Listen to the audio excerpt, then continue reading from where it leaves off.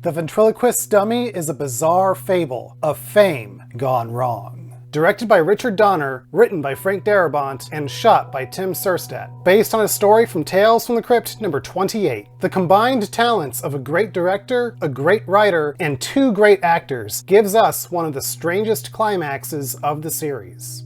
Young Billy wants to grow up to be a ventriloquist, just like the talented Mr. Ingalls. One night, after seeing his idol perform a show with his dummy, Morty, Billy looks out his window and sees a fire that is later revealed to have killed a showgirl and took Mr. Ingalls' hand. 15 years later, Billy, now an amateur ventriloquist, seeks out his hero, Mr. Ingalls, who is angered by his presence. In the comic, it is entertainment director Larry who tracks down the retired Charles. It has been years since the two have seen each other, and Larry can tell Charles is not the same man he once was. Larry questions Charles about why he still covers his left hand, the hand he uses to control the dummy, with his trademark black glove.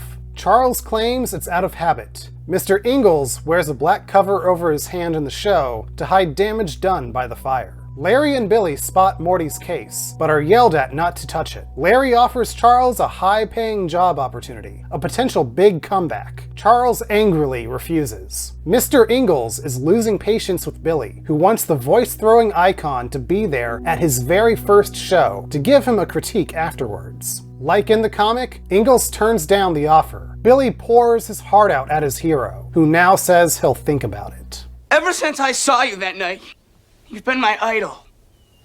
Because of you, all I've ever wanted to be is a ventriloquist.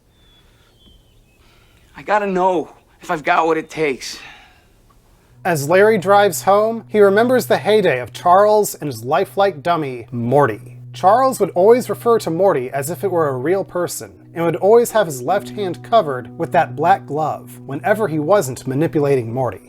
The two eventually parted ways, but Larry kept track of Charles's career all the way to its end, when he retired after the mysterious death of a dancer. Later that week, Charles shows up in Larry's office. Deciding to come out of retirement, he asks if the gig offer is still available. Larry is more than happy to give Charles the job. That night, Charles and Morty are on stage for the first time in 10 years. The audience is amazed at how lifelike Morty is. The Morty dummy looks among the crowd and calls out to an attractive young woman that he will see her after the show. From backstage, a nervous but excited Billy sees Mr. Ingalls arrive. It's Billy's turn on stage, and things go wrong right off the bat, as his dummy's head falls off its body. It does not get any better from there. I just recently flew in from New Jersey,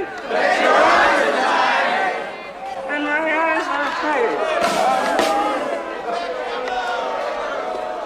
I don't think words can describe the embarrassment Mr. Ingalls feels for the poor guy. The performance is over, and a hooker approaches Mr. Ingalls to no avail. Billy receives a harsh critique from his once hero. You had no technique, no concentration, and no material. And you had no idea how to work the audience. Billy, I suggest you look for another line of work. Yeah. Listen, thanks for coming down, and, I'm sorry about the wasted trip. But the old man isn't completely heartless. Billy, I'm truly sorry. Believe me, I know what it's like when your whole life's dream crumbles like dust in your hand. After Billy leaves, the former ventriloquist extraordinaire changes his mind about the hooker. Larry goes to meet Charles backstage, but he left the moment his set ended. Larry heads to Charles's room. Right outside the door, he can hear Charles shouting, both with his regular voice and his Morty voice. The man is arguing with himself like a madman. The screaming stops as soon as Larry knocks on the door. A teary-eyed Charles answers. He thanks Larry for the kind words about his act and wishes him good night. Larry returns to his work. He hears a woman scream at the top of her lungs. He runs outside to find a woman's body torn to shreds, the same woman the Morty dummy called out to earlier. Billy is out for a walk, beating himself up over the failed night. The pity party is interrupted by a blood-curdling scream. Mr. Ingalls' hooker has been murdered. Billy goes to confront Mr. Ingalls. He confesses he started the fire 15 years earlier, but it was Morty who killed the women. He claims he does what he can to try to stop the psychotic Morty. He hates women. He's never been able to have a woman in a normal way. Oh, I try to stop him, but there's just no reasoning with Morty. He's very willful. And very psychotic.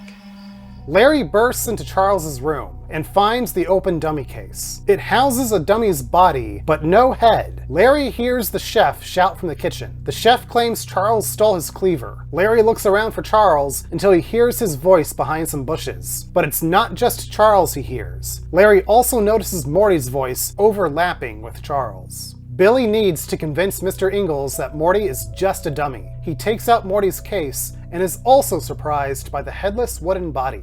Mr. Ingalls tries to cut up Billy and the two fight. The brawl comes to a head with a shocking reveal. Look! Look!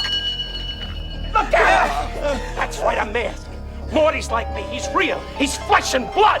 In fact, Morty is my brother! My brother! He's dead! Morty! Mr. Ingalls and Morty definitely put the twisted in plot twist. Morty wants his brother to chop up Billy, but the conceited tumor finally gets on Ingalls' last nerve. I'm the brains of this outfit. It was my idea to go into showbiz. I designed the act.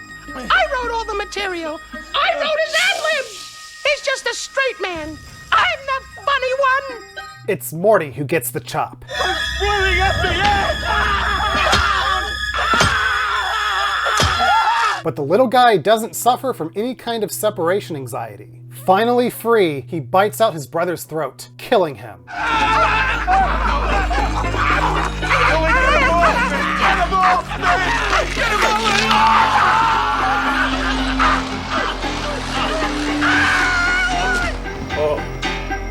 Larry sees Charles chop off his own hand with the cleaver, and the hand rolls over to Larry's feet. Except it's not a hand. It's a deformed head. The monstrous head developed on Charles's body in place of a hand. It had a mind and voice of its own, and would take over Charles's body at night, killing women. Larry takes Charles to get medical help, but the head, with its last ounce of life, attacks Charles. But wait, there's more. Billy and Morty have a battle of their own. Billy gains the upper hand. Not the meat grinder. Ow! What are you doing? I'm making an asshole casserole, pal, and you're the main ingredient. Ow, Jesus. It's killing. No! Wait!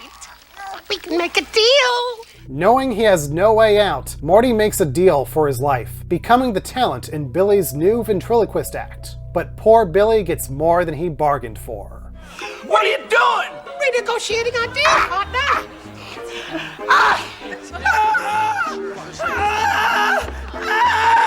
You're so together. Try to scratch your ass now, Buster. So weird. Frank Darabont received a WGA nomination for the screenplay, and it's easy to see why. Changing our protagonist from an entertainment director trying to book a former star into a struggling newcomer who idolizes the man with the mysterious past is one of the best changes the series has ever made from the comics. That one simple change intertwines the two characters in a way that feels more relatable than the comic. The slapstick climax between Billy, Mr. Ingalls, and his deformed head hand is so delightfully demented. This story takes a sharp turn into the ludicrous and does not apologize for it. The Ventriloquist Dummy is one class act. Try to scratch your ass now, Buster. Looks like we're stuck with each other.